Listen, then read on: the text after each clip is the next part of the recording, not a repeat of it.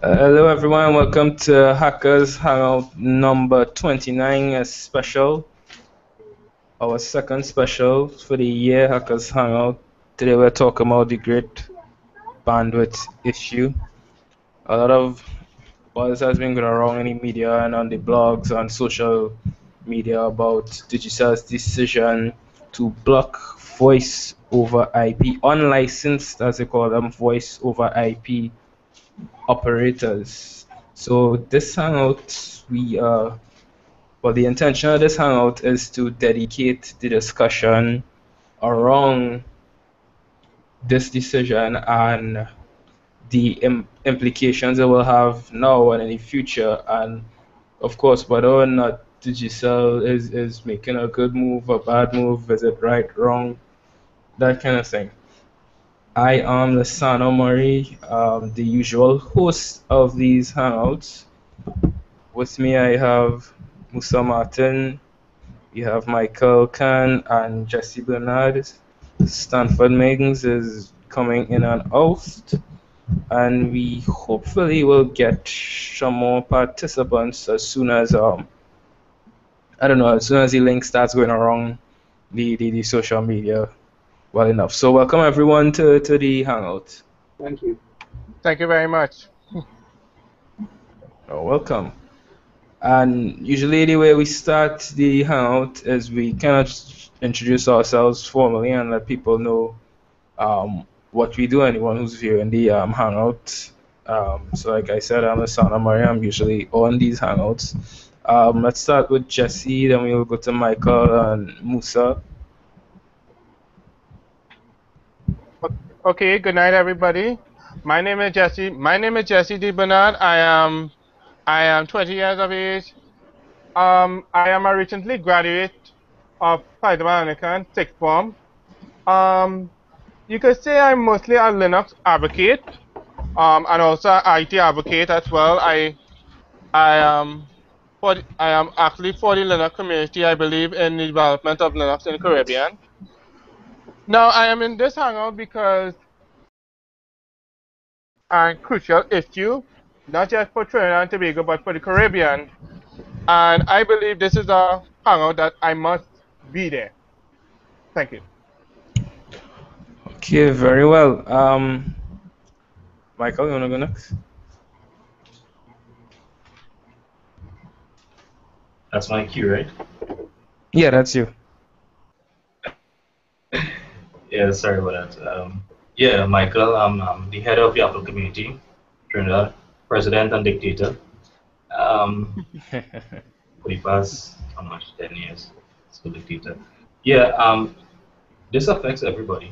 I'm a digital consumer, um, and I really, my interest in this started when it was happening on AT&T. And it was a little ironic since AT&T was the official carrier for Apple at the time, and they were blocking these services. So I have my 2 cents to put in from both sides. So until then, just give me the cue and I'll jump back in. Yeah, it's very nice, very nice. We like to keep the balance. Musa? Hi, I'm Musa from San Fernando in Trinidad. I'm a managed IT service provider. Right, we have a very nice topic tonight. I, I can see both points of this topic tonight. If we get a few more people like Kurt and them involved before the end of the program tonight. Yeah, hiding, but they'll appear eventually, hopefully. Okay, so indeed. So let me start by just quickly reading the announcements that Digicel made, right? Now, I myself have been largely ignoring what was going on because all this kind of popped up around the same time as TIC, which I was putting more of my attention towards what local businesses are doing and that kind of thing. But it was actually the technology scene in Jamaica, well, tech slash startup scene across there. I saw them making a lot of noise and I just kind of was curious. Little did I know it was a snowball coming down a hill. It seemed to escalate pretty quickly, right? So on Digicel TT website, they say the title is Digicel TNT to block unlicensed voice over IP providers. Digicel is announcing that effective immediately, unlicensed voice over IP services are blocked on its network. Unlicensed voice over IP operators like Fiber and Nimbus use telecoms networks to deliver their services, but do not pay the requisite money for the privilege. Digicel believes that this unauthorized use of its network amounts to illegal bypass activity.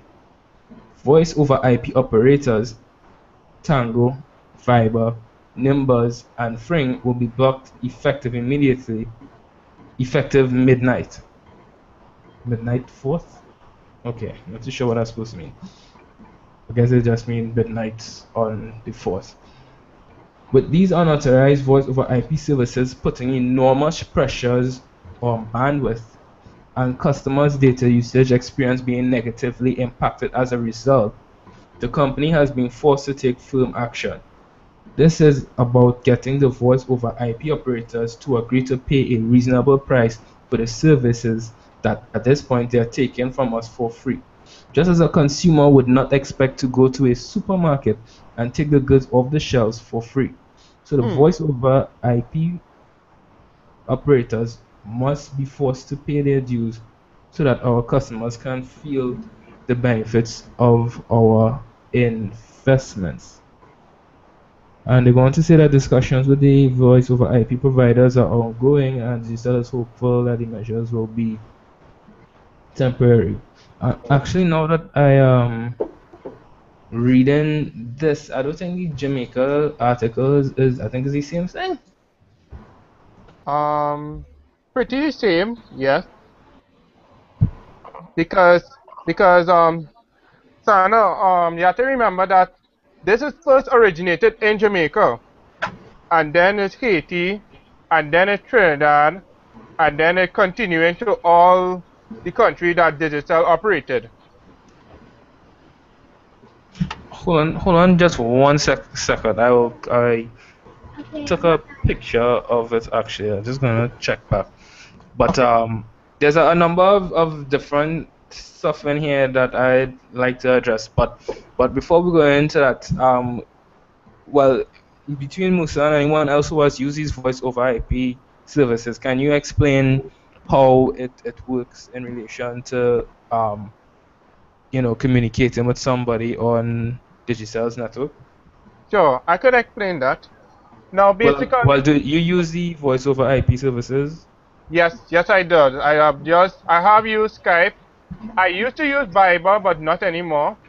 Basically what voice over IP services do is that it's basically you're using, okay, for example, in case digital 4G, is that is that you're using the app and you're using the digital 4G connection in order to make calls who for person who have Viber for free, right?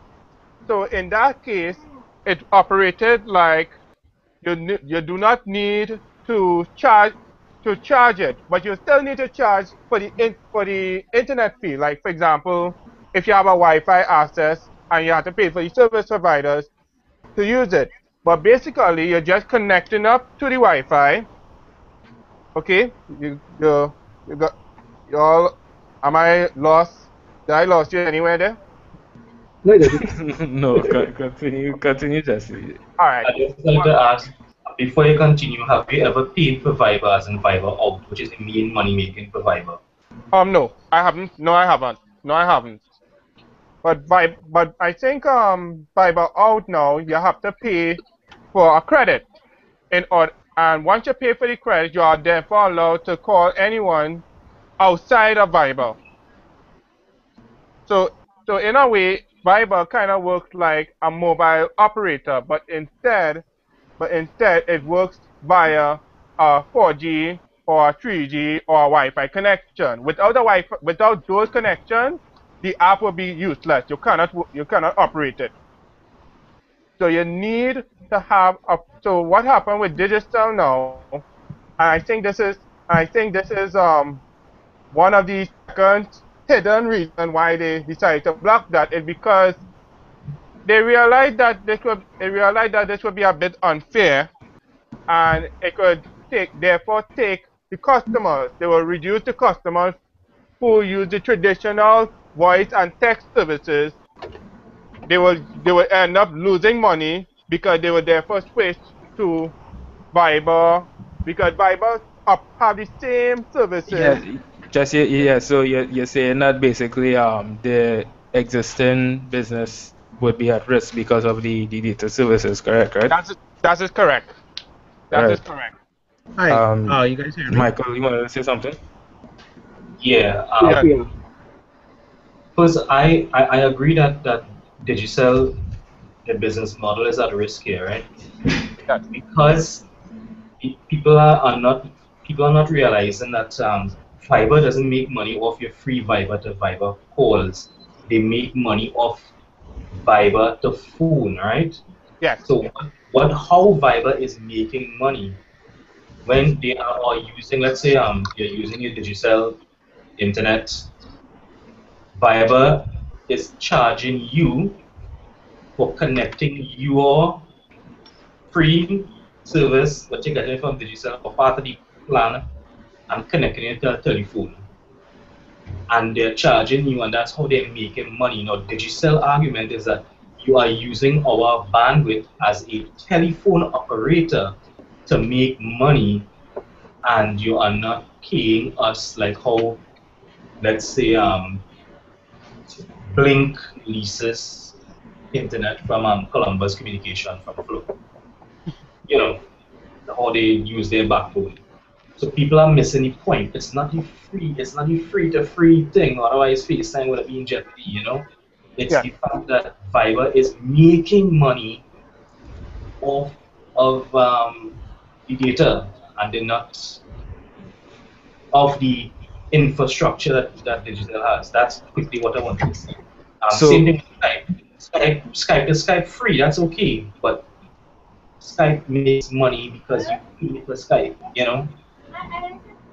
so welcome to the Hangout. First of all, Nathan, I wanna ask Michael something, or what he just said. So what you're saying is that Fiverr's profit model, they have like a free tier, and then they would have like a paid tier where you pay money to make like longer phone calls or something.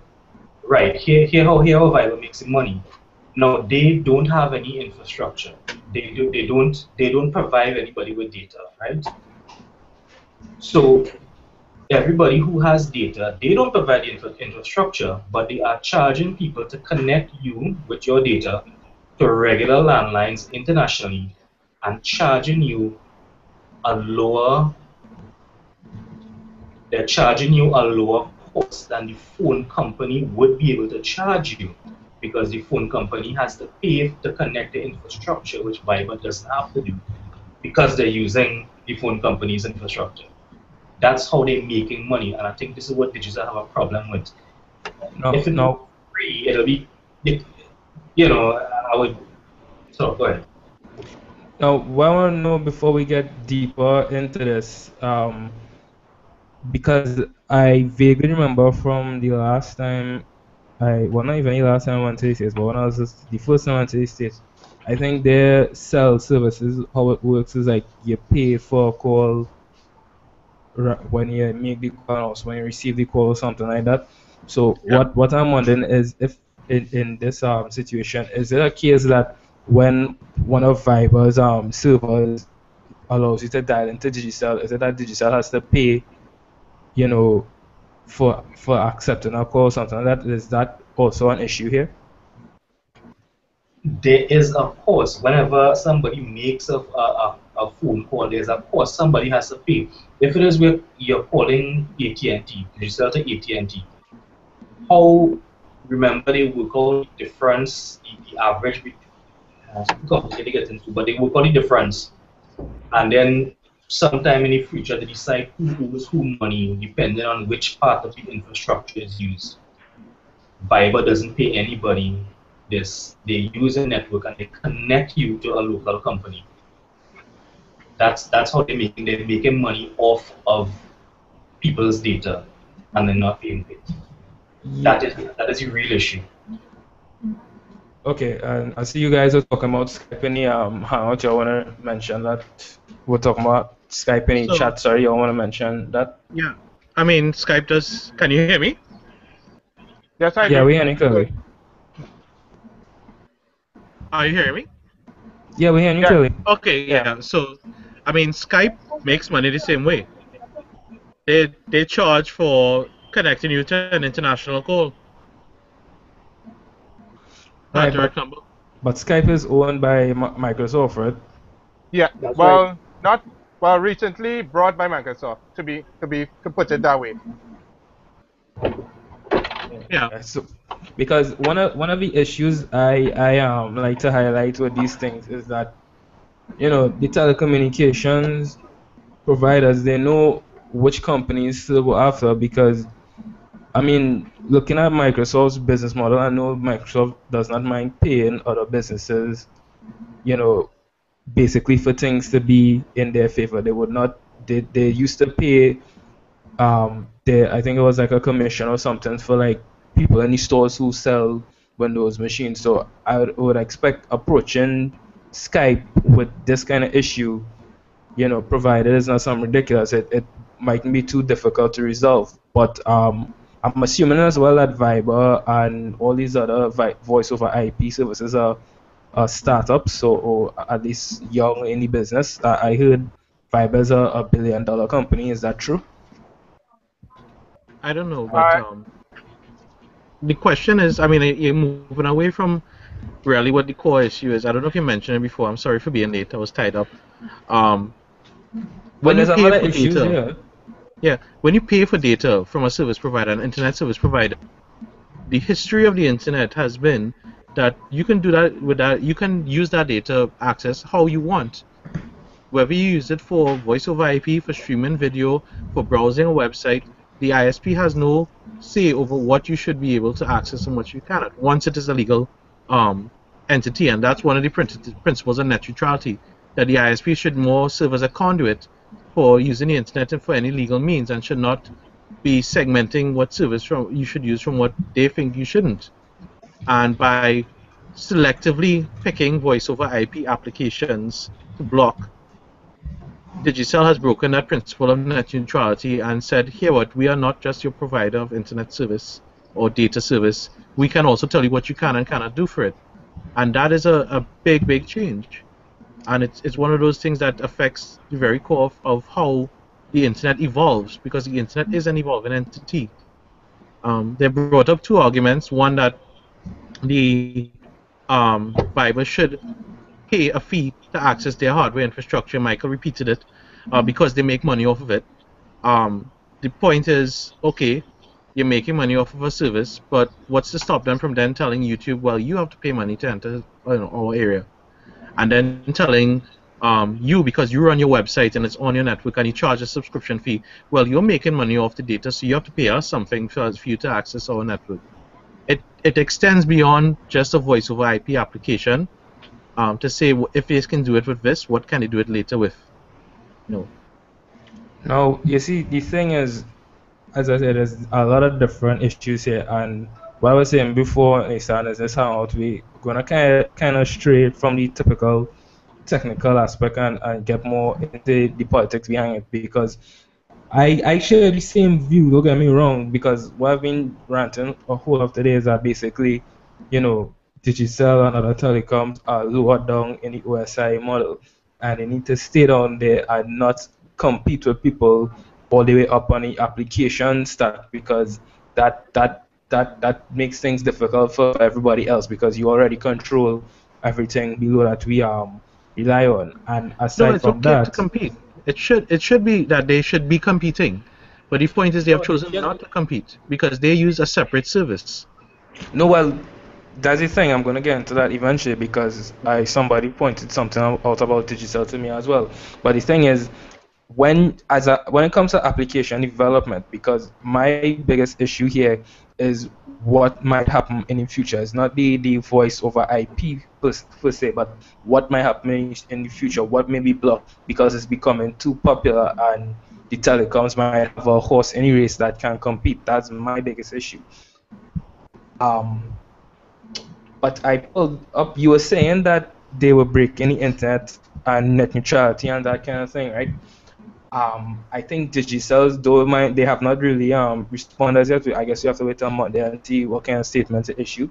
But I'm guessing that their response to that will be something along the lines that you are accessing it's their network that's being used, and as they keep putting fiber and these voice over IP services in the operator bucket. That's actually the first time I've seen anybody mention voice over IP services as operators. But I guess they're trying to play on the argument that they are competing telecoms then in some respect, which would not be entirely accurate. But the point is, you can make voice communications with them, right? Michael, go ahead. Yeah, the majority of traffic on Skype is from Skype to Skype. This is from Microsoft, what the information that they provide. The majority of money that comes from Viber comes from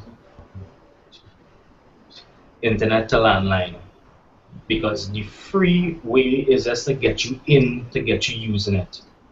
Skype is different because Microsoft provides a business, a package with Skype. Skype is something like that's like how Hangouts is to Google, right? Hangouts make money because people are using Google. That's how Hangouts helping Google make money. Not because Hangout you have to pay for Hangouts. If you understand what I'm saying. But you can still make landline calls with Hangouts in the US.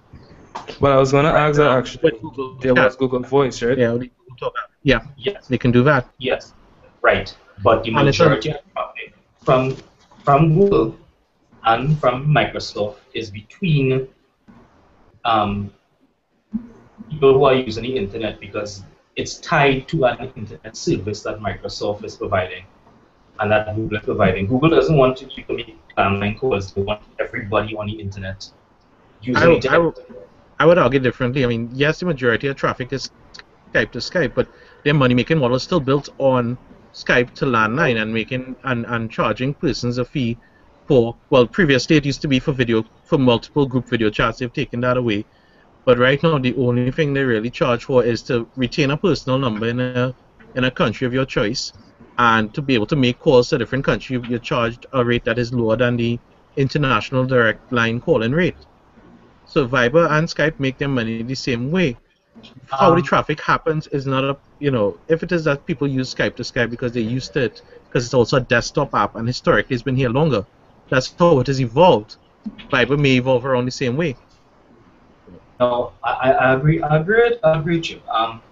But it's two different approaches really. It just so happens that I think when Skype came out, that was the intention. But since Microsoft owned it, the direction has changed, and they are not making money because people are calling landlines with Skype. That's not how Skype is making money. It's part of something else. Viber. Well, no, Microsoft's whole approach has always been to integrate all the services. But what's attractive of Skype to Microsoft was that it made money. I mean, at the end of the day, it still made money, and the core of it making money before that was attractive. And they won't sacrifice, they won't cut the golden goose. That people pay money to connect from Skype to a landline, especially people who have family in the US and they have exorbitant rates to pay for long distance calls. This has become a mode of communication. So, to say that Digicel is treating one in preference to the other either indicates that Microsoft and Skype have agreed to some sort of arrangement with Digicel, in which case Digicel, and I asked this question to Digicel directly on Facebook, what are the conditions for becoming a licensed VoIP provider? And they haven't set the response to that yet. And if they have responded, if they do decide to respond, I'll ask them, is the guys you haven't blocked licensed? And if they haven't been licensed, then what is the, this is an arbitrary move on their part. No, I think when they say unlicensed, they might be referring to not licensed like by the authorities. I don't think Digicel themselves would be looking to, issue licenses to operate, VoIP applications on the network. That would just be silly, right? But who knows what could happen at this point.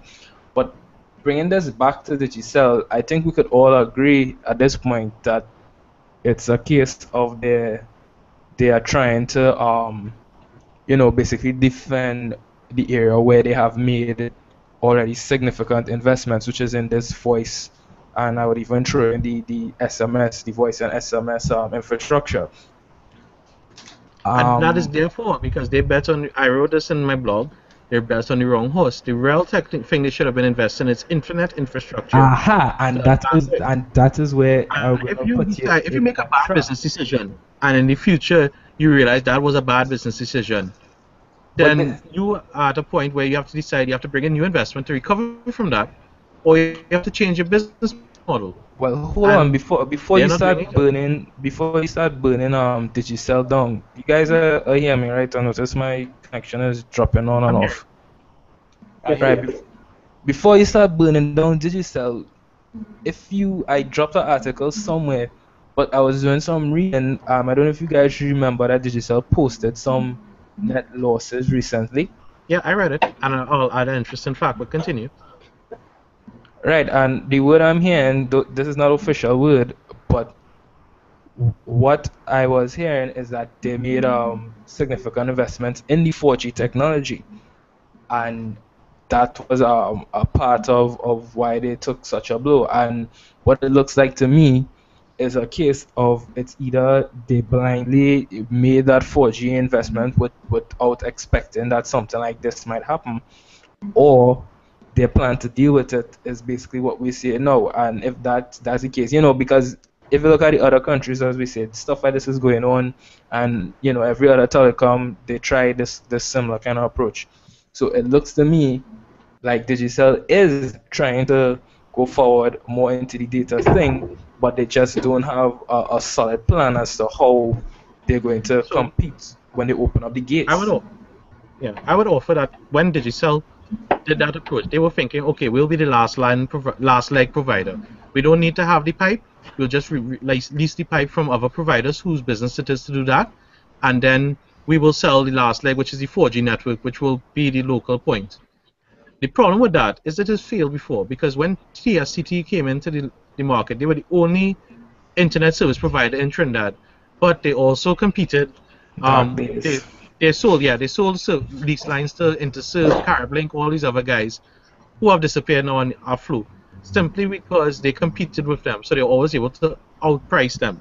And I think Digicel is facing the same problem where they have people like Flow and TSTT who provide major pipe into Trinidad, and they lease from them, so they will never be able to make a profitable or a competitive bid at whatever pricing they're using because Flow now provides voice over IP over their cable network. B-Mobile provides is a competitor telecoms. It can't work the way they're looking at. And regarding their numbers for the loss, if you look closer at their losses, Digicel is actually very close to being insolvent if you by some people because of the fact that their debts actually outweigh their assets by a bit. In addition to that, they have issued bonds for up for 2020 to cover operating costs. They say, and these bonds have actually been given a B rating by the guys who do this. I think it was I think one of them was Standard and minus Poor's. was minus B as well. Right, which is a very poor rating for a bond from Yeah, a telecoms company. yeah. In addition to this, their chief investor, the Irishman, I forget his name, his something O'Brien, has for 2 years consecutively withdrawn huge amounts of single dividends. Last year, I think it was 300 million. This year is 650 million from the company, further reducing their ability to invest back into things that they need to right now, which is an internet pipe of their own. So what are these guys really saying? They're saying if you're a chief investor in a company and you're taking money out of a company when it's clearly suffering at a time of loss, you're saying here what guys, things are problematic right now. Sorry to jump in. Listen, if I Yeah, understand you sure. correct, you're saying that this gentleman he's been taking out huge dividends out of It is digital. his right as a principal shareholder to do to It's in the request a dividend. article. Yeah. The You reason why see, I And asked that, and Digicel is not a public company, so they don't have to share their books in the public. But this is just what has been derived from the information that's published that I read. So the reason So the reason why I jumped in is because this sounds just like uh Jeffrey Prosser uh up here in the United States Virgin Islands when it comes to the telephone company up here. mm, He did basically just the same thing where he was just taking monies out of the telephone company, not investing it, not improving it, and he he was he was kicked out. This was maybe about 6 years ago. If you just want to search around for Jeffrey Prosser, I know he had a lot of interest in Guyana as well, but he is doing the. It sounds like he's doing this. It sounds like this gentleman for Digicel is doing the same thing, like this guy, the same thing that Prosser did. Yeah, yeah. but I want to add something here. welcome Um, to the hangout. Before you start, oh Alex. yeah, thanks Lasana for the introduction. Aqua Walters, Ultra Logistics here again. I wanted to add something. Specifically, I wanted to say that we as a consumer, we are not responsible for anything that happens within a company. We should not be held accountable for any how it is now, for any shortcomings within the company itself. Well, And as such, the suggestion that because Mr. O'Brien is abusing his position as a majority shareholder, to imply that possibly we should be a bit lenient or understanding on Digicel is I can't, if that is the implication, I can't agree. No, it's not Well, the implication. hold, It's just to hold on understand now. why they would take this position. They have right, no but cash to do what they have to do. right, but you see, the thing is, this is my point of view. It's not, I'm not saying being lenient on Digicel. What I'm looking at is the bigger picture here. I mean, the impact of Digicel failing in the Caribbean, it carries us back to the dark days, especially here in Trinidad and Tobago, where the Telecommunications Authority continues to fail to No, no one will say digital will take. fail. Yeah, it just means that they're in a pinch right now. Someone will obviously make a bid and try to invest, and if that path happens. But the one of the key points that I really wanted to kind of bring forth is if Digicel is allowed to take this path where they can segment the internet this way and they can violate net neutrality, it is only a matter of time before it makes business sense to the other providers to do the same. It will happen. Yeah.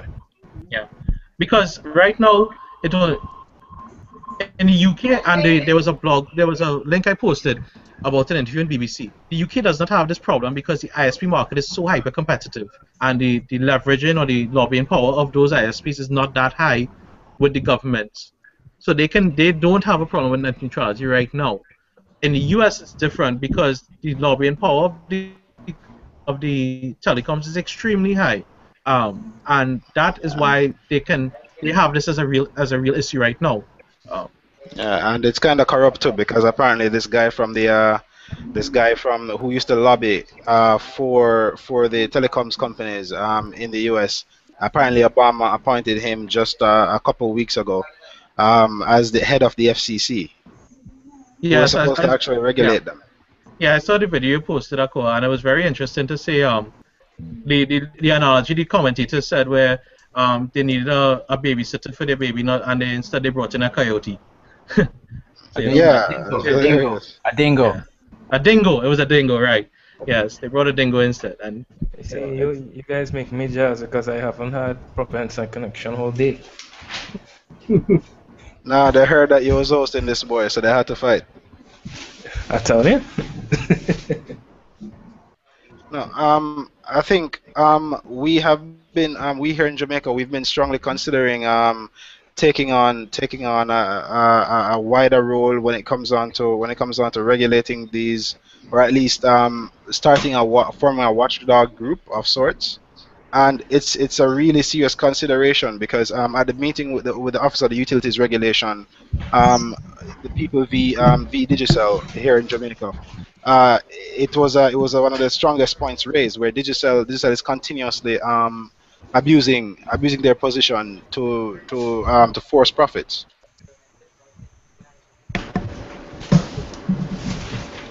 Just saying they're using a position of forced profits. They're abusing their position as one of the leading telecom providers in the island So to I saw force you profits. I saw you guys mention in one of the posts competition laws. So Jamaica has laws against anti-competitive behavior. Indeed. Can you are you familiar with them? At least to give us an overview. 'Cause I don't think Trinidad and Tobago has such Has legislation yet.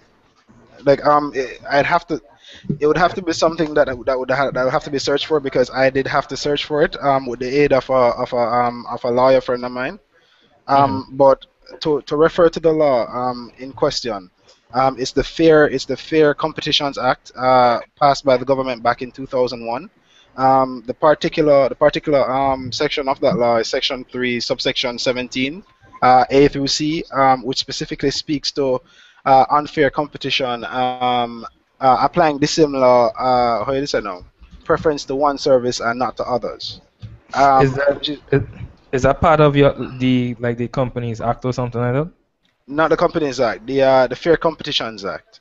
Or it's Can its you own publish separate a act? link? Do they have it online? Can you publish a link to that piece of Yeah, legislation? give me a second. I have a, qu- Jamaica. I have a Let me check question. here. All right. I have a Well, question. okay, go on. Yeah, What's up? does in I'm very disconnected from the Caribbean telco. The only reason is since I've started working with, not really working with, but or, connecting with Carib now, that I'm beginning to get an idea of what's happening. But as far as you guys know, are there any laws on the books that guarantees telcos a specific profit? Uh, The law of having a Specific. politician in your back pocket. well, we know that one is there, but I know some places.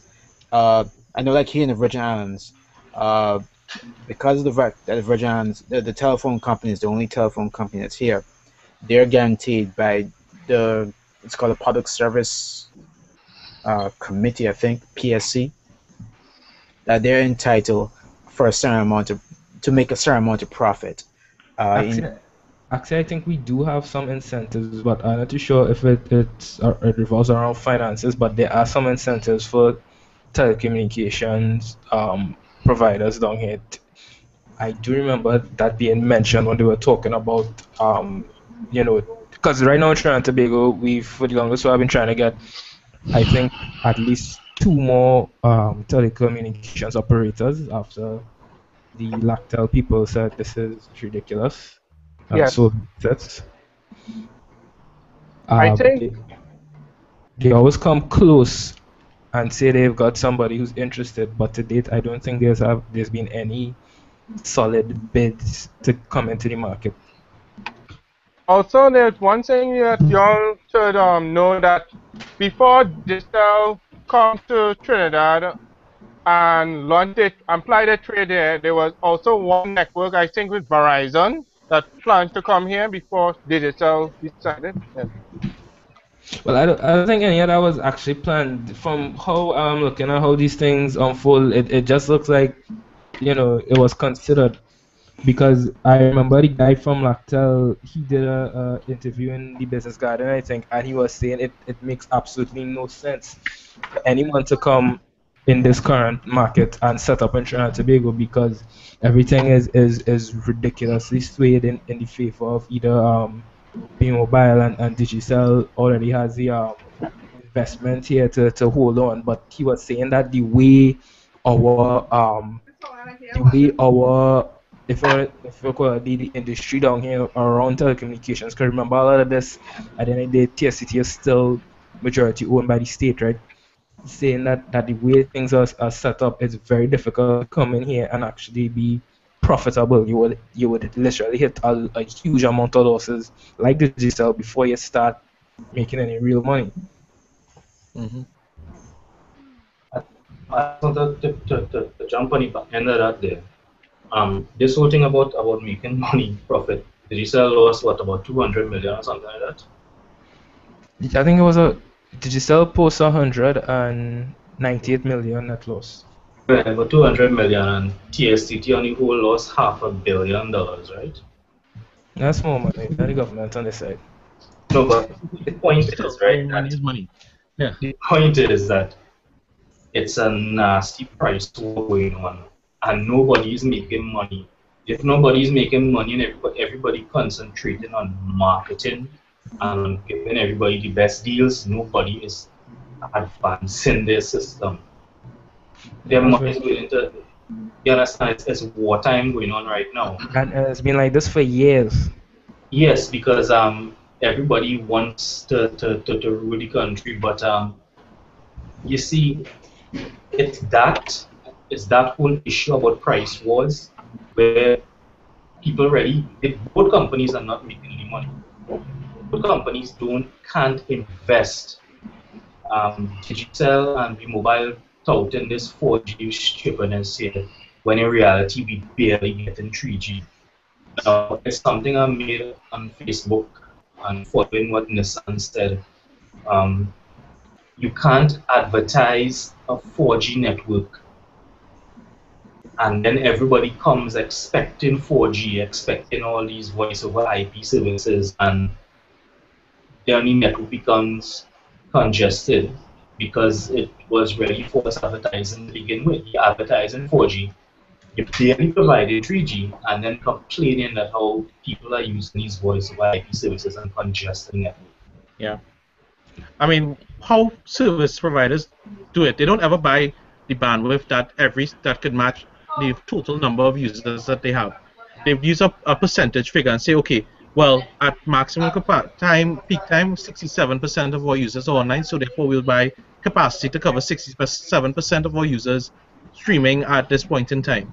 But what has happened is either they miscalculated, or the services that they expected people to use, because voice over IP is not even the biggest bandwidth consumer. It's streaming video.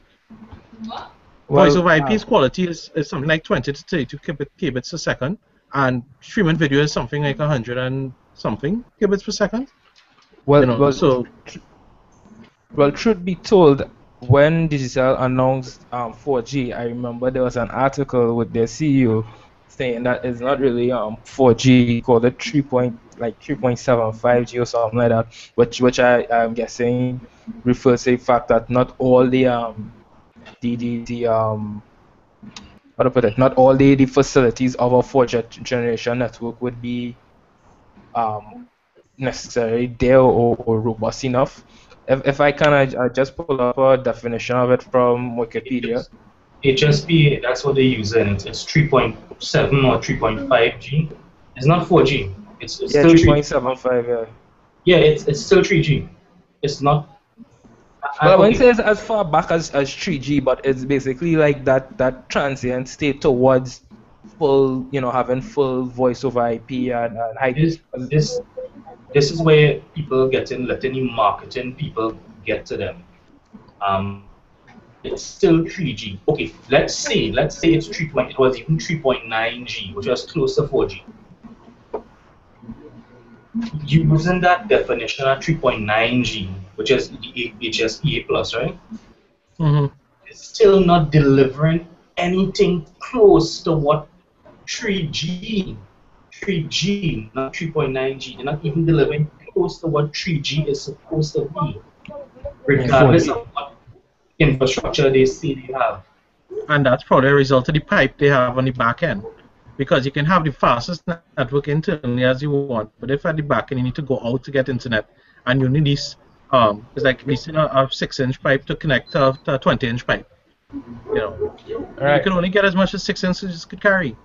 Right, and Flo does make a point in terms of Columbus Communication. They often do make the point that they have no control of the connectivity you get outside of their network because they know at the end of the day there's only so much you could do there. Yeah, but Flow is blazing fast. I mean, people have issues, but Flow. No, when flow is fast, it's fast. It's comparable to the US at times. When Flo is working, it's fast. Let's say that. I'm in Marina, Malaga. I hardly ever have an issue with flow. I get beyond what I'm doing. Okay, so I just want to take this conversation a little bit off of the Giselle itself and probably get into the legislation that we have here around these things, which is basically nothing. Um, Again, some feedback there, not too Time for sure. bed. 1 p.m. going to bed. Oh Lord. Sound like we have a soap operas going in the background. Somebody needs to. Hey, I love you guys. Yes, you're full of such fun. Anyway, I just gonna read from the Guardian where they have the article, a statement from I believe it's Sylvie Wilson from the Telecommunications Authority of Trinidad and Tobago. You guys want me to read it or don't read it? Because I realize everybody gets silent. No man, go through. Go ahead. All right, cool. Chairman of the Telecommunications Authority of TNT, Selby Wilson, yesterday described the block as a retrograde step. This is where the technology is going, Wilson said in a telephone interview yesterday. Wilson said free talk applications like Viber and Tango were described within the industry as over-the-top services and were provided by organizations that do not have their own infrastructure or would often use the existing structures built by a country service provider. This is the case with Digicel and the voice over IP application owners. It is unfortunate that Digicel took the decision to block them, but my understanding is that the block is a negotiation tool to say, if you want to use the service, come and talk with us, he said. Wilson said it was Foolishness. also unfortunate that the country's legislation did not prevent Digicel from these maneuvers, even though organizations such as Viber and Tango were using local infrastructure without paying for it. There is no policy or legislation, no legal basis for blocking the service, he said. He said Digicel did not inform or discuss the move with Telecommunications Authority. I believe they should have, if only out of courtesy, he said. Following the imposition of the ban, Wilson said TAT would engage Digicel in dialogue to better understand the reason for the block. So it seems like Digicel just did this, like, No, but hold on. But he nobody said to there's no answer to it. legal Hold reason on. for them to do it. And the whole point that Digicel is saying is they're unauthorized, they're unlicensed. So it's not to say they're trying to keep within the constraints of the law. They're not, because obviously there's no law being broken. No, well, that's why I Well, hold said, on. said what they're trying to do is bring these voice over IP providers out of application land and bring them into the realm of a listen. Because remember, all the telecoms have to have a license to operate here in the first place. So they kind of make it look as though, we are the victims here because we have our licenses and these companies, they don't have the license to do the same stuff that we do. You know? You see, that's the thing is, if they were arguing, if these services, were local businesses, like Digicel, who are offering, not only voice over IP services but also internet services, then that argument, in my opinion, would be valid. But these services are applications and can only be argued to be applications and nothing else. The argument that we should be having is strictly about net neutrality. We are not trying to defend these corporations. We're not trying to defend Viber. We're trying to defend the internet and our freedoms therein. Okay, so this brings the conversation back into the technical space a little bit, which is very true what Akua says at the end of the day. And that's what I said at the top of this, that my biggest concern is the fact that telecoms, basically muscling the application layer. Because as you mentioned, I think on the interview with the media station Aqua, what is to stop them from saying, hey, listen, you providing this application that's successful and our users accessing it. You need to stop this or pay us money, you know, because we want to get into this market or something like that. And Mm. as I don't know about Digicel, Haiti, Suriname, or Curaçao's legislation, but what the telecommunications authorities chairman is telling us here is that basically in Trinidad and Tobago, we more or less have nothing to say. Hey, listen, telecoms, you can't do that. Yeah, but if that is the case for Trinidad, I was very concerned about the legislation that was already in place in Jamaica, but the fact that Trinidad doesn't have any, I think it speaks to the foresight of the Trinidad government administration, right? Because if they were paying attention to what was happening in Jamaica from the get-go, then they would have had more than an indication that this may have happened. Because it started in Haiti, and we heard about it. We got wind of it from Haiti, and we started preparing. And when it Look at it happened in this way. Jamaica, I think it's I mean the government itself is sort of annoying when it comes to telecommunications issues, but we have a local Trinidad and Tobago computing society, and they were not aware of this issue until I posted it to them, and nothing was said about it as an official statement from their side. We have the Internet Society, which is where I got the material on net neutrality from. They have a key head in Trinidad who is also part of a leading member of one of these government agencies. He's in a position to make a statement. The societies are in a position to make a statement, but they have not.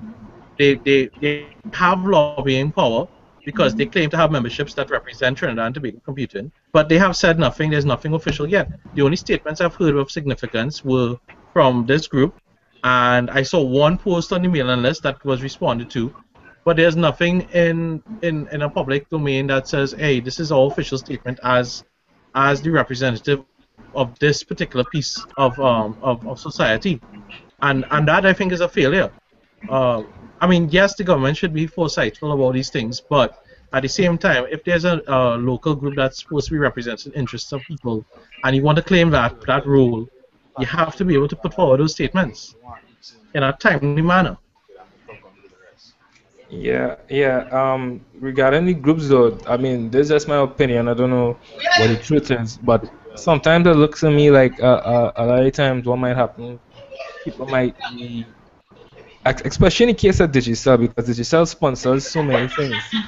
People might just be, not willing to say anything that might potentially compromise established relationships. That's what how it looks like to why me. not let This group me this group is very independent when they're ready, and they're very confrontational when they're ready, and they need to be able to be have that same vigor for every issue that affects Trinidad, especially ones that you should have seen coming from since last week when the article came out. You know, it's it's one of those things. If you Well, want to take on the status of an NGO, their responsibilities as an NGO to advise the government and the public that you take on for that. It's just not a title you take on and say, yeah, we're the NGO and we just take that status by default. There's a responsibility attached to it, and I think a failure of the NGOs in Trinidad that should be protecting us and should be making us aware of these issues to act is what also came up in this time. Not just yeah, a failure of a government to legislate.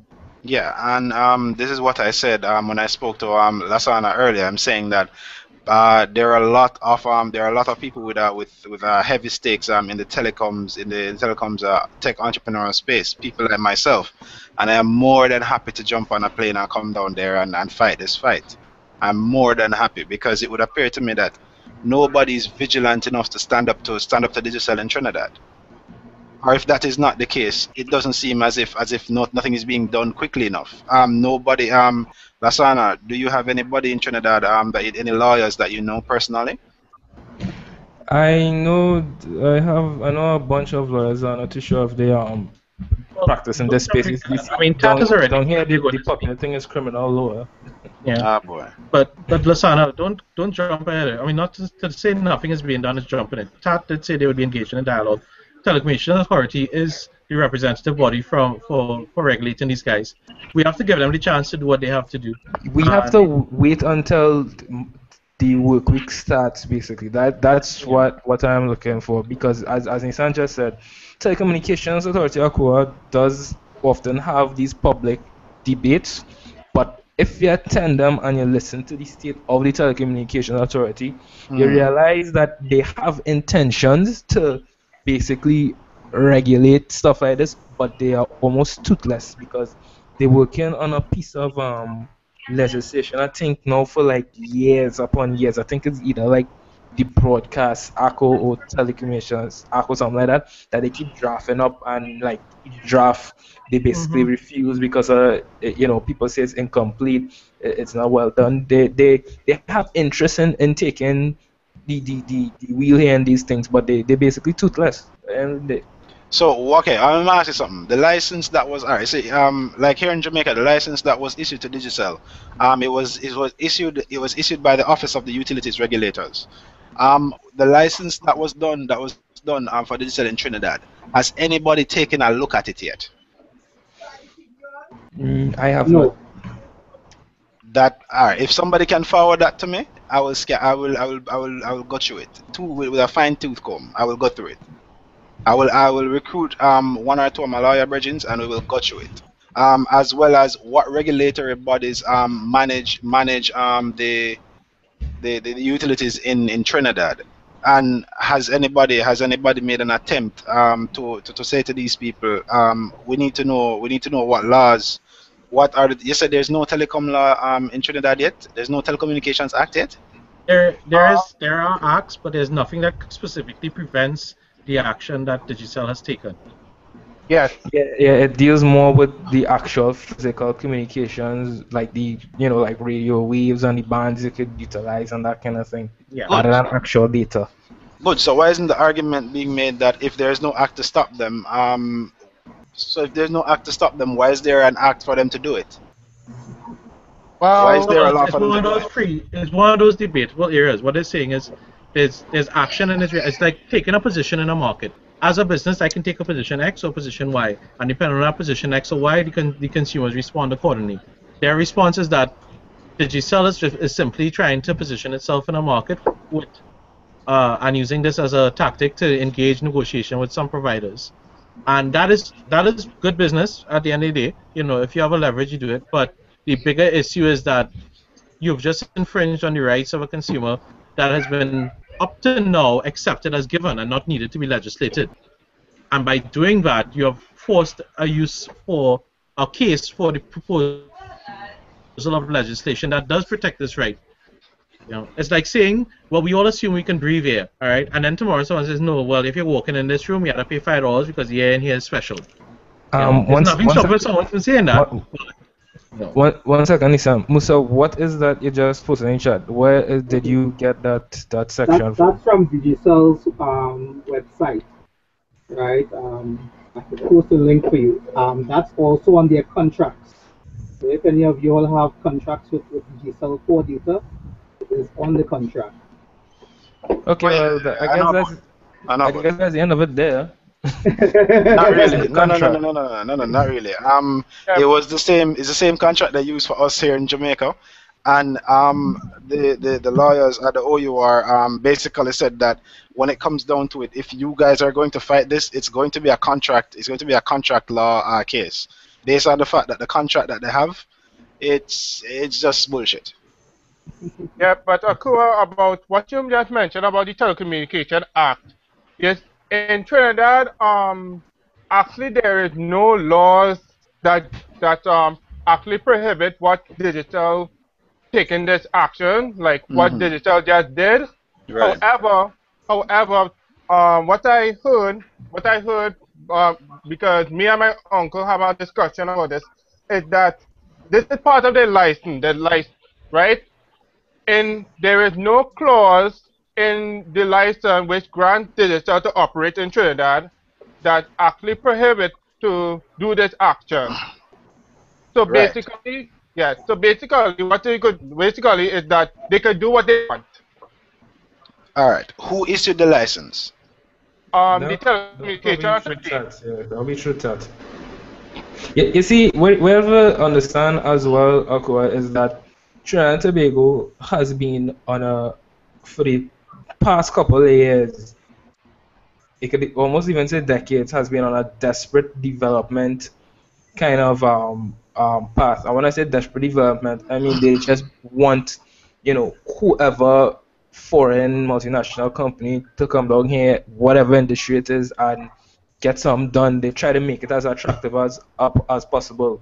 You see that with right now we're offering like a 50% rebate for the film industry.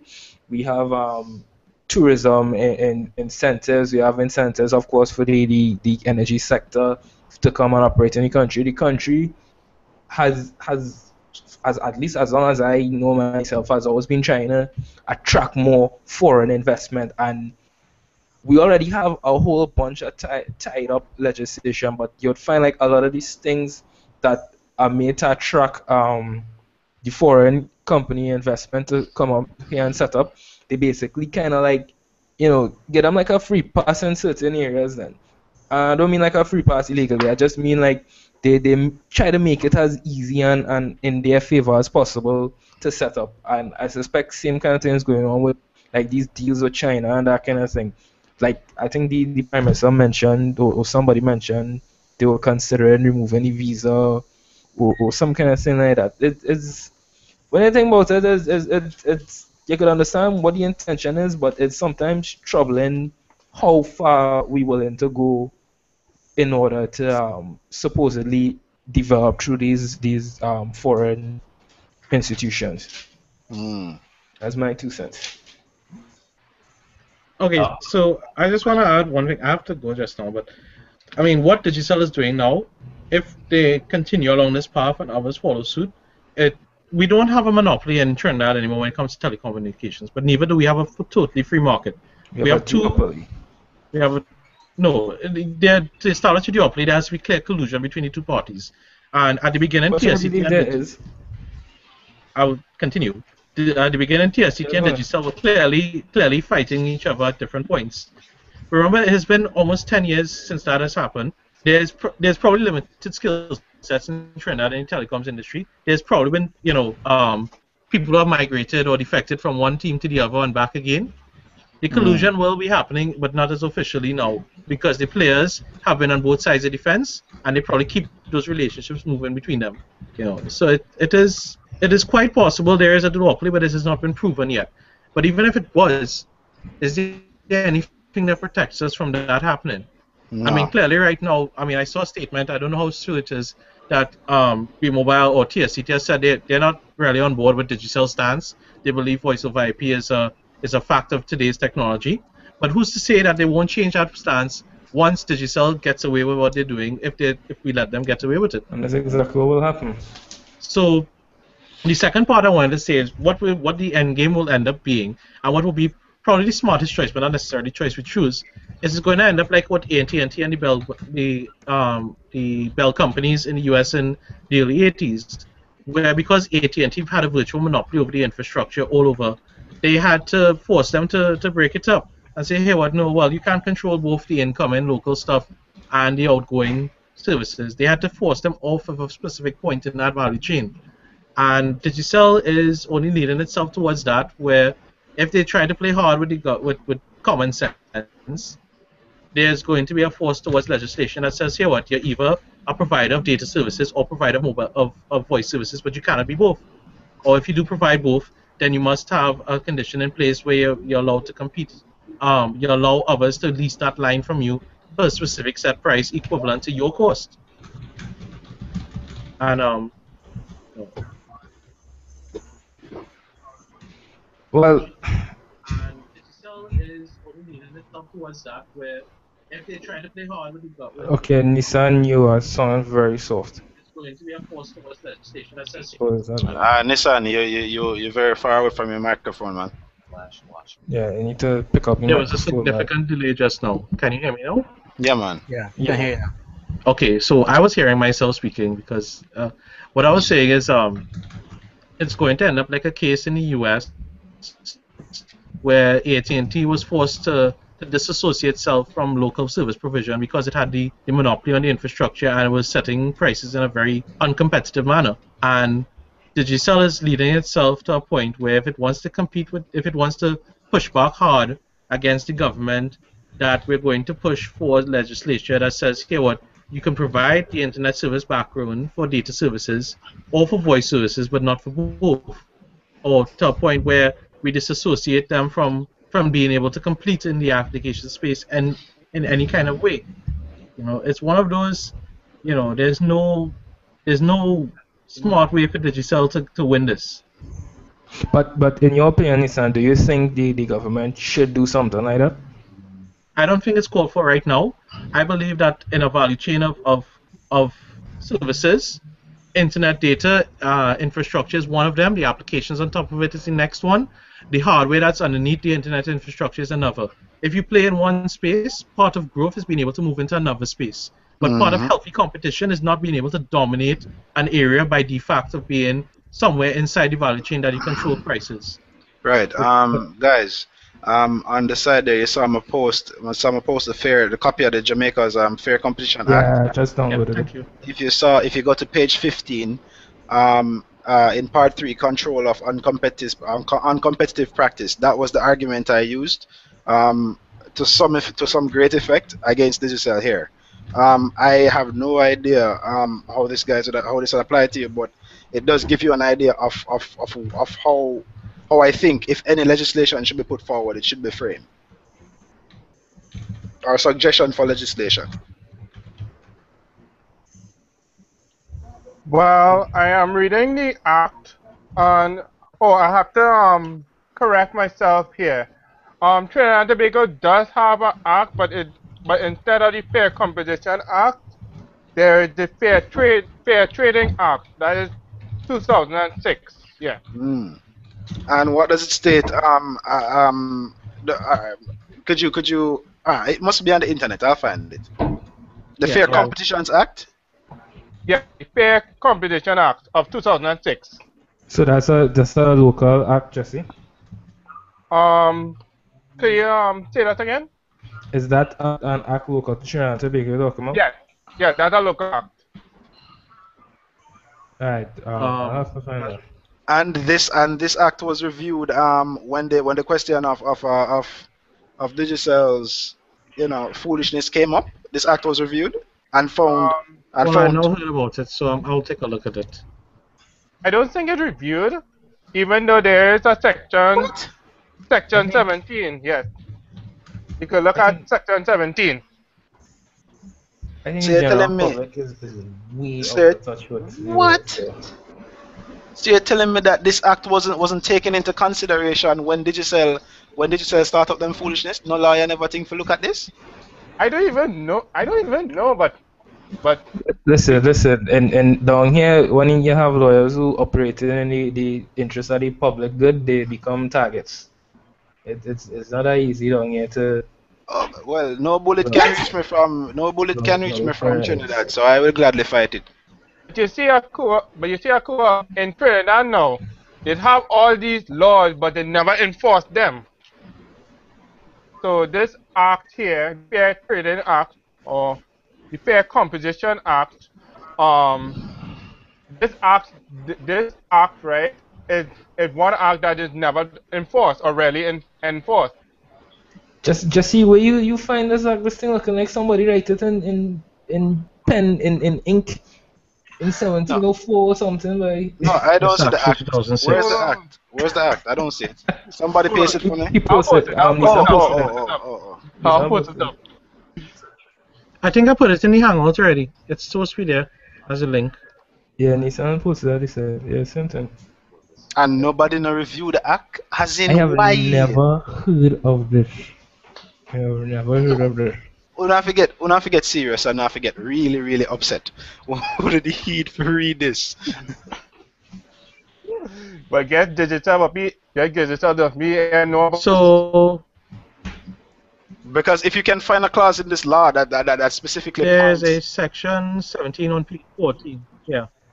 Well, it defines an anti-competitive agreement or practice, and it defines it as an agreement which, and section B says limits or controls markets, technical development, or investments as one of those definitions of what is an It's the same anti-competitive. as This is on Jamaica's page law. 14. I don't know the difference. I'm not a lawyer. No, that's what I'm I saying. will It's never the claim to same. be. I'm Yeah. looking at it and I'm saying Yeah. that it is literally not word for word the same, but it's the same. Use it. Hmm. Actually, Digicel could probably use this to get Fiverr off because from the way they see it, Fiverr is the one who is being unfair to them. Viber doesn't have a license to operate in Trinidad. They have a license to operate via the internet. They It are not. democratizes They are not everything by jurisdictionally. this. Yeah. They're not remember, the internet is not bound by how you call it now, by borders. The internet isn't specific to a border. It's an international connection of computers. I'm sorry, international connection of computers to networks. Therefore, it can be argued that that they don't need a license to operate in Trinidad. That's Why, right. why when I pay for Netflix, I get Latin America Netflix? Because you need to use a VP. And oh right, because of licensing agreements between Netflix and the people Yeah, who that's give them the copyright movies. To issue. Right, distribute the content. right. That's Yeah, copyright yeah, law. It's that's and like that's an one of American the agreement. nastiest Yeah, aspects And of that's an the internet American right agreement now. because Netflix is an American company. right. So that has nothing to do with licensing agreements. Okay, That's and that's say all. There should be a hangout on itself first. YouTube, and then if I buy a DVD from the UK, I can't play down here. It's all region lock, blah blah blah blah blah. Isn't that around the same lines that we should be fighting? Well, I'll even take that further, Michael. Look at Amazon. Amazon and the Kindle, they say you are not buying books. You are basically borrowing, well, not borrowing, but you're paying Leasing to them. read the book. But Yeah. when if they decide to delete the book off of your Kindle, you have no argument there because you did not purchase rights to the book. You just purchase or read it. Okay, Yeah. Yeah, and it's the same thing with the Apple devices where in the agreement it specifically states that you do not own the device. You're just purchasing the license to use it. same thing with Microsoft Windows. Yeah. So the question Wait, then Windows becomes, Windows takes that approach as well? yeah, Dude, we own nothing. We own not nothing. really, You not don't really.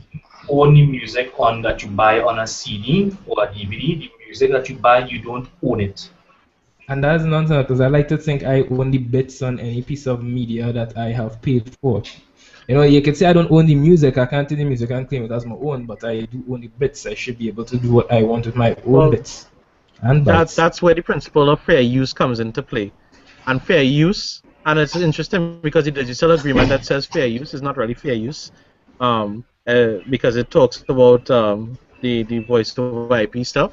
But um, when you purchase intellectual property, there's something called fair use that you have over this intellectual property, and depending on the type of intellectual things, you have different rights, and the media that you purchase it on, gives you certain rights. So I mean, they've pushed it to the limits in some ways because when you owned a book, a physical book, it was your right to hold that book, to scribble the notes in that book, to lend it to your friend, and let that friend lend it to a friend.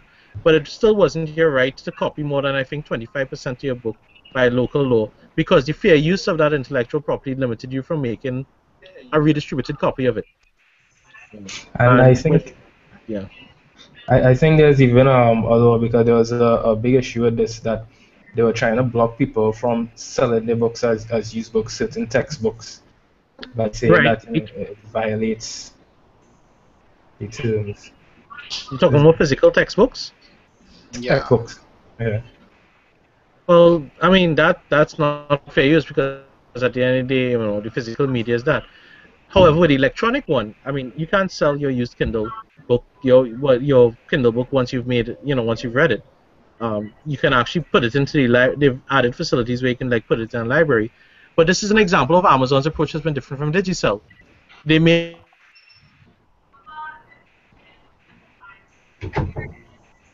so I that think we lost you Sam. can't Hey, Sam. you can't Is that YouTube? Kuna by chance? but you can put it into a library. You all can from each other, and the Is facilities it that me, Sam, or is warrant. it me? I think it's me. Not hearing me. You guys still there? Yeah, Yeah, I'm here. yeah, yeah. Okay. But okay, who are you guys hearing just now? Because when Sam was talking, and then he started to break up for me, and then I was trying to tell him he wasn't breaking Yeah. up, but I realized nobody was responding. Okay. Listen, I think you were talking. Yeah, Yeah. I was talking about how Amazon was different in responding to something that threatened their model regarding the books scenario. You can't sell a Kindle book once you've bought it, but people wanted the facility to be able to lend books to each other, similar to how we lend a physical book. And Amazon created that facility where you can take your copy of the book and put it into a digital library, and others can borrow from that, maintaining the licensed copy. Amazon knew this is the way the consumers worked. They knew they wanted this, and they responded.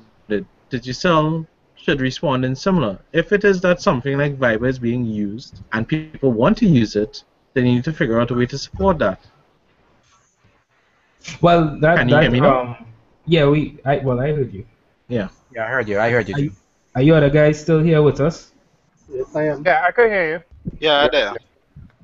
Right. I wanna piggyback off of what Nissan said, and this is what I was telling Akua over Facebook, that I also want to make a general open recommendation to Digicel and any other telecom provider operating in the region, rather than blocking these services outright if we really think they're a threat to your existing business model. I think, especially in the case of digital, where they already spend so much money in the 4G, well, 3 point whatever G, 4G, whatever you want to call it, since they spend so much money in investment already, consider going full blown. Hey, listen, this is the future. It is data. We taking the horse by the reins.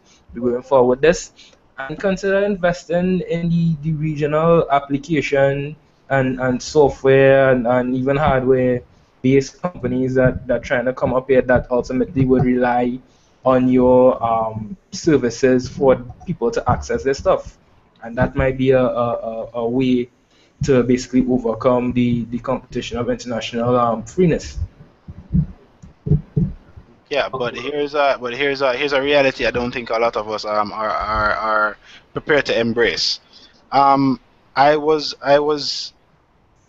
shocked at the argument that was made to me after the OUR meeting by Mr. David Mullings. He said to me, and I Who is quote, he? "The fact, who is he? He's one of the lead investors. He's one of the, basically, look at it like this. He's one of the top 15 wealthiest guys in Jamaica. Okay. Yeah, he has a really big stake in the tech space here in Jamaica because he invests along with Mr. Leachin, Mr. Michael Leachin, who owns NCB, right? So he's a partner with Mr. Leachin. So basically, he said to me, the fact of the matter is, nobody really wants to invest in the Caribbean. No, he wasn't even he said that with a straight face. So if I don't think Digicel has actually stopped and taken a check of themselves, because if they do things like this, the bigger guys, I remember that the Caribbean is a small piece of the pie that they can well and do Amazon without doesn't want to sending invest it. in the Caribbean. Didn't you see? They took a bond not to invest in the Caribbean, but to cover operational costs. Their chief investor is taking money out of the company, which implies that they have no faith in the ability of the company to make profit in this region. Which is an indication to them that this move is incorrect. It should. If the very people that invested in your company showing you that they don't have no faith in the very region you operate, then what is going to stop the very people whose services you're turning around to demand, from saying the same? Yeah. Logic and common sense don't seem so common in this company. Okay, so now the question is, how are people going to make money? If if as it is right now, as I was asking in chat, if now nobody is making money because the model is based around voice and text, how can Digicel now compete with voice over IP and make money? Does it mean that they will have to raise the price of data to the consumers? Because the No. price of data, if you realize, it's going down and down because of competition. So Yeah. how are they going to make money now? This is the question I have. Well, Michael, in any business, and this is not just for telecommunications, if it is that you have a core market that you're being threatened in by some sort of innovation or technology change, the idea is that you start searching for new markets to compete in, or you Yep. start moving with that change to out innovate the competition.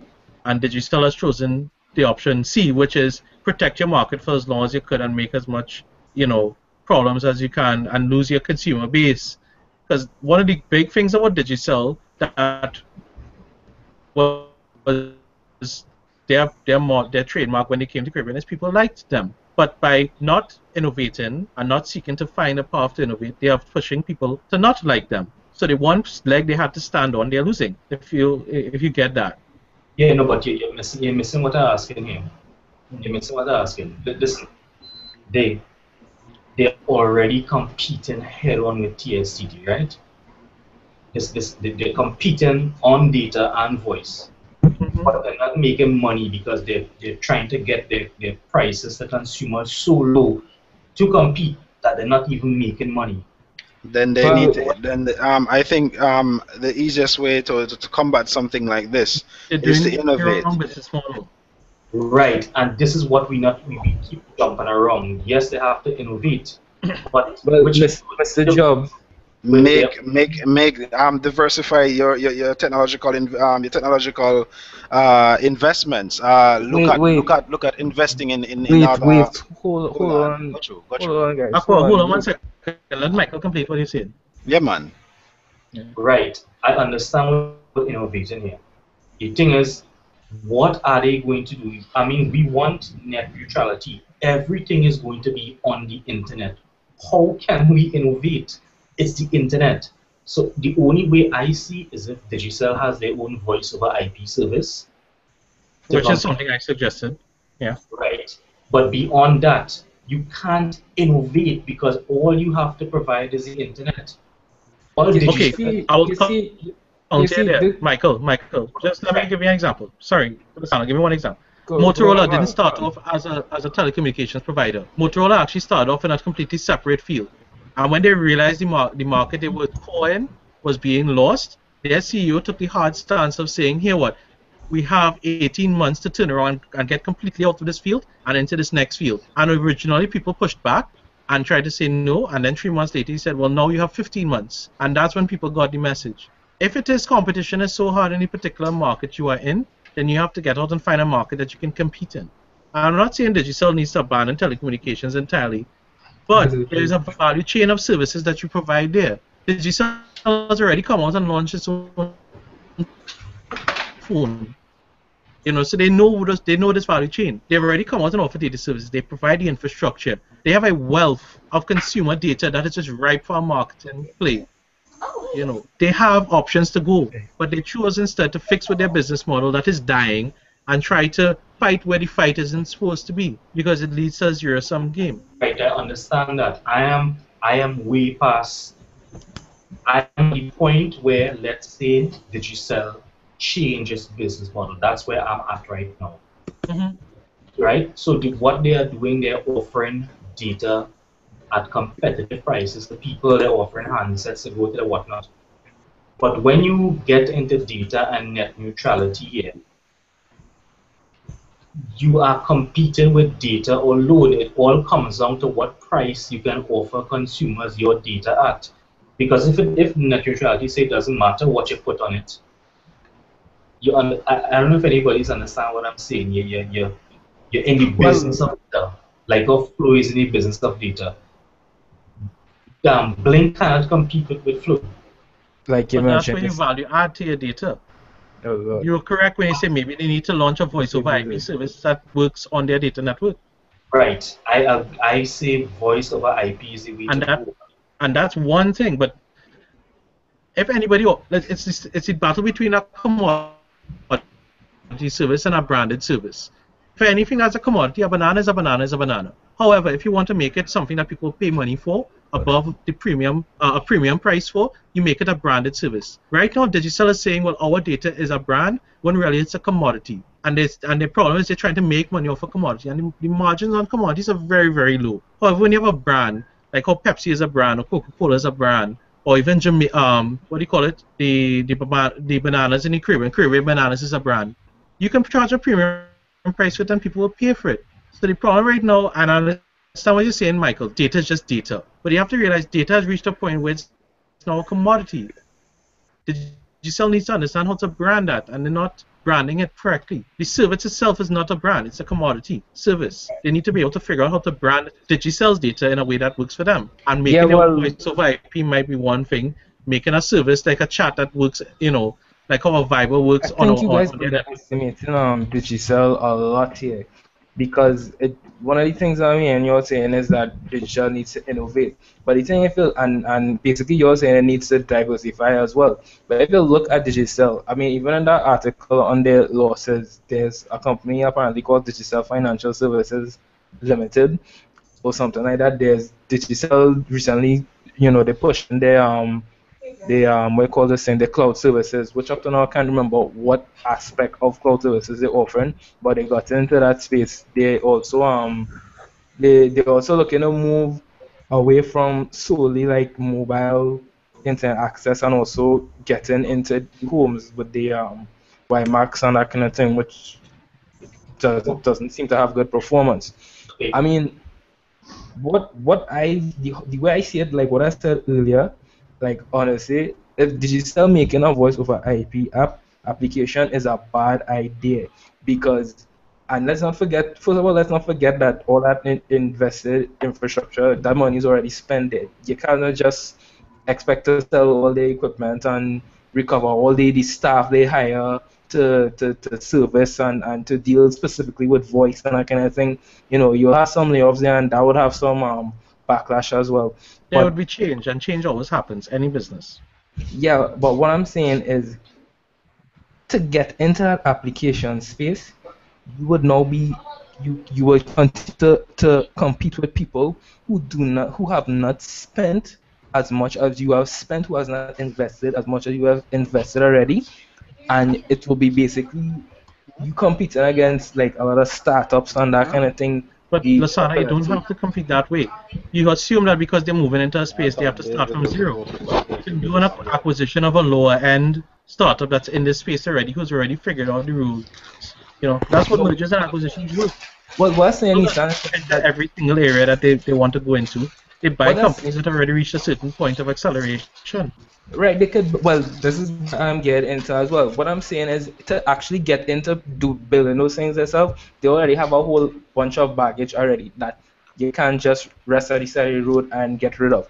What I was saying earlier is that what they need to do is, as long as they decide to stay in the Caribbean, they need to look at how the technology, the users, how people use their services in the Caribbean, and see how they can invest and take advantage of people who are trying to provide similar services, or bring down similar services and that kind of thing. So what I'm saying is, for me, the way forward for digital to make money is to stop being in this tooth and nail competition with being mobile, or whoever else over the lowest data rates and that kind of thing, and try to move more. And I think they're actually doing stuff like this, because I remember the first startup weekend they mentioned that, oh, digital is interested in any startup technology related business in the country and that kind of thing. Talk to them. So man, I don't know how serious that was, because I haven't seen any information about that on the website or nothing like that. But what I'm saying is, a way forward for digital, at least in my point of view, is to look at the Caribbean not as just a consumer, but as also a partner in their business model. Rather than Right. treating us as consumers of their services solely, you're already here. So time to look at us also as partners in going forward. I don't think that'll work. Um, And why is that? because, okay, let's say they get into services like cloud and whatnot. But from the time they get into services that are already established, you have to going up against Google. How can they ever provide a better Ah, cloud service than Google? it's What as will simple it's as that? simple as this, Michael. And this is what my biggest fear of Flow actually is. At the end of the day, we're using the same data infrastructure to access these services. The instance of Flow, Google could have the best cloud services, but at the end of the day, because the legislation is so weak already, if Flow decides, hey, listen, we're not going to block this, but you're not going to necessarily get the best performance out of these services, there's almost nothing. you could do about that unless you want to go through a lengthy, you know, multi-country court battle kind of thing. And Address. as Yeah. Go ahead. and as somebody said, as Akua said, a lot of companies just don't want to invest in the Caribbean. So that's why I'm saying, why, at the end of the day, the Caribbean is basically on its own in terms of development, because people say one thing with regards to investing in the Caribbean, but it's beyond like the energy sector and probably tourism in other hands and that kind of thing. What kind of investments we really seeing that are mutually beneficial? Um, with Digicel now, you have your mobile network. The big thing with cloud services is combining it with bring your own device and that kind of thing. There's opportunity there. But what I'm saying is, rather than treating us strictly as consumers, you need to work more closely with the region and what is in the region, so that, because you cannot understand everything that's going on in the region as a big company, because as companies get bigger, they get more and more out of touch with what's going on the ground. Okay, but here what? Michael, I understand your point. Let me come in a different angle. Michael, let me just answer your question.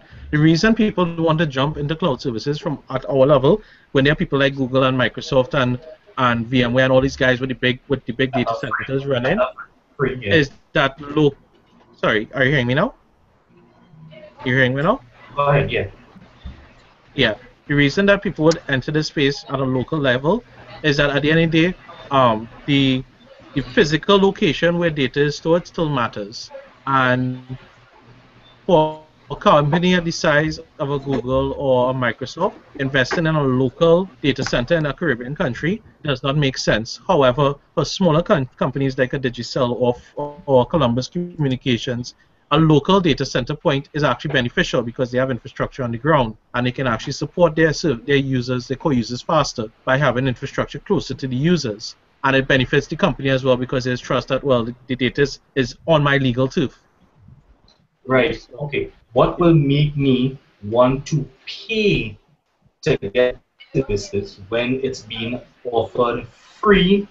If the cloud services are free from other companies, if voice over IP is free by other companies, what will make me want to pay Digicel or B-Mobile so that these companies can stay in business? Because there are data centers in the Caribbean from Google and from Apple. There are data centers close to us. Michael, just one pointer.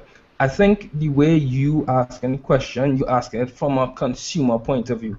But if you look at it from the corporate point of view, I mean, despite all the negatives with TSTT, you'll find that a lot of these services they provide beyond just like internet and phone.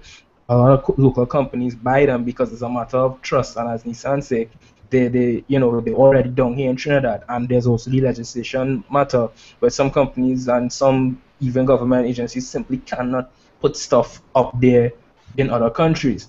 So And that I'll just clarify on that last point. In Trinidad, that is not true. That's actually a misconception by a lot of government agencies that you cannot put data in the cloud.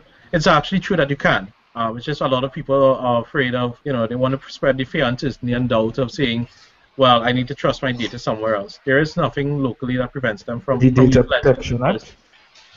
There is some query on that, but at the end of the day, it lies on someone called the Chief Information Officer of a body that has not been established yet, but is there in paper, to say that this person sets the policy regarding those types of questions. Can I store data in the cloud if the cloud data center is not in a local jurisdiction? But the answer is there is no legal thing that stops let's say a ministry from saying, hey, I'm going to put data up there. It's just been a policy of someone like an iGov who has based it on an assumption that there's a law there that doesn't exist.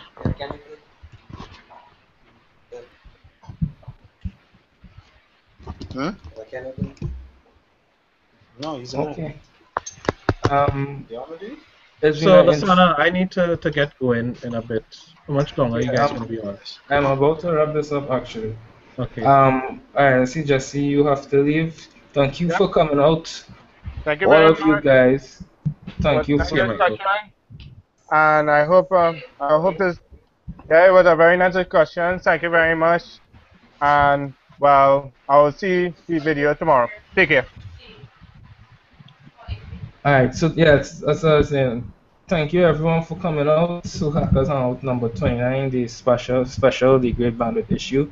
Hopefully, as the week starts, we would get more information from Digital because so far, it's I think all opinions have been more or less one-sided because, well, aside from the Guardian article having a quote by the communications manager, we haven't heard much from Digital's internals. I particularly want to hear them explain that part about the bandits. I asked them on Twitter for if they're going to publish facts on that, so we will see how that goes. Digicel actually refuses to communicate with with the consumers. They've gone so far as to not. Hello? Hello? I hear Yeah, you. You yeah, hear you me blacked else? out. Yeah, so they do not. I just said do not. I didn't hear anything after that. Yeah, you still with us, Sakura? Raise your hand Yeah, if you're there. yeah, I'm here. I'm here. Yeah. Can you repeat what you said? Yeah, I'm saying that Digicel has gone as far as to refuse to appear in the same room with us when we were at the OUR meeting, and on Beyond the Headlines on Friday they refused to come on at the same time with Miss Ingrid Riley. When Miss Ingrid Riley was speaking, she's one of the senior investors in the tech space here in Jamaica, and she was also very concerned, and they refused to come on online to speak with her. So no, they do not want to hear from us. Okay, well, I've actually heard some pretty negative things about how the organizational structure works in digital, but I'm not gonna bring that up on a hangout. But I'm hoping for the best nonetheless.